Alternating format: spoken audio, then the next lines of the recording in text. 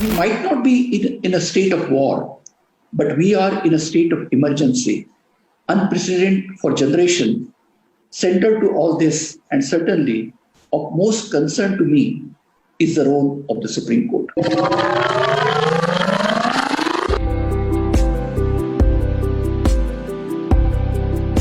In India today, every institution, mechanism, or tool that is designed to hold the executive accountable is being systematically destroyed.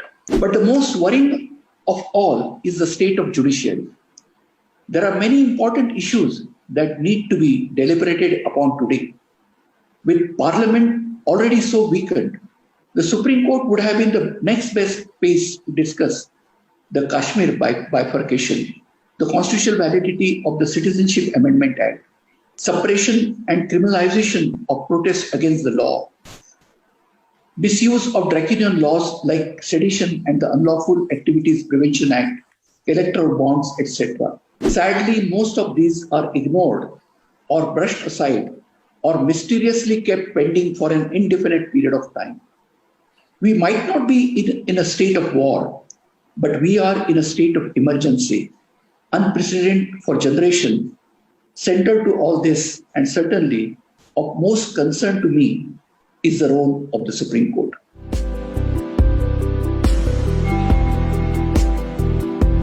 A news report by the Indian Express showed that of the recent 10 most important judgments of the Supreme Court on free speech, only 4 were decided in favor of the persons claiming the right to free speech.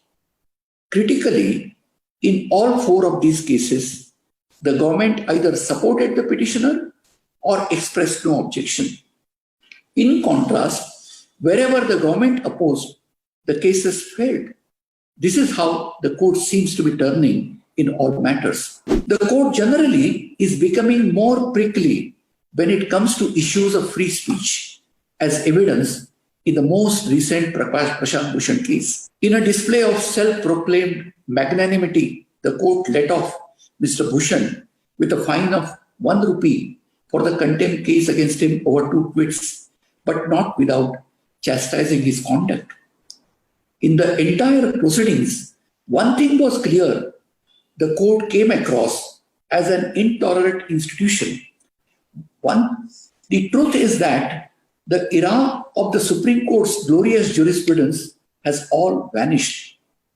We seem to have only memories of its illustrious past to reminisce upon today.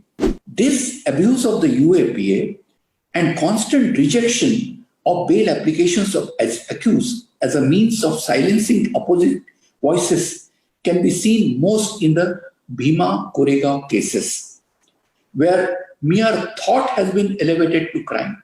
Why are the political establishment and the police so emboldened? Undoubtedly, it is because of the weak judiciary that we have in India today. Indeed, the government is using every imaginable means to silence any or all dissenting opinion and to clamp down on any alternative views that might exist. More problematically, the judiciary is watching all this happen by the sidelines, like a mute spectator without uttering a word.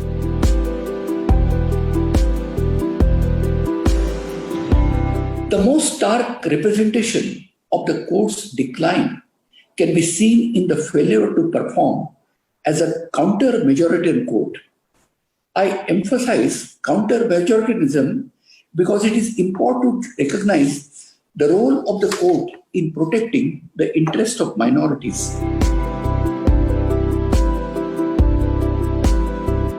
The next characteristic contributing to the Supreme Court's decline is in the failure to perform its fundamental role as adjudicator itself.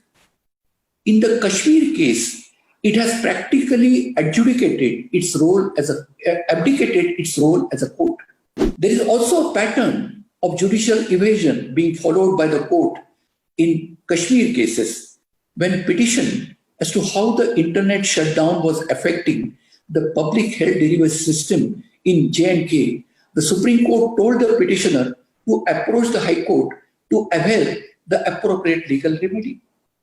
The over 1.3 crore population of J&K is suffering with health, education, business and economy all operating at a loss because of the executive's internet shutdown. The Supreme Court seems to simply not want to deal with real world problems at all.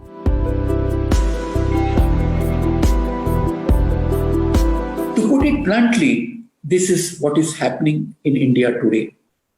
In the face of all this, the one institution which has the capacity to turn the tide is the judiciary. Unfortunately, it seems to have lost its way. More than 70 years ago, in the Constituent Assembly, Nehru had said that we needed judges of the highest integrity who would be persons who can stand up against the executive government and whoever might come in their way. I am hopeful that we'll once again be able to see judges like these thrive in India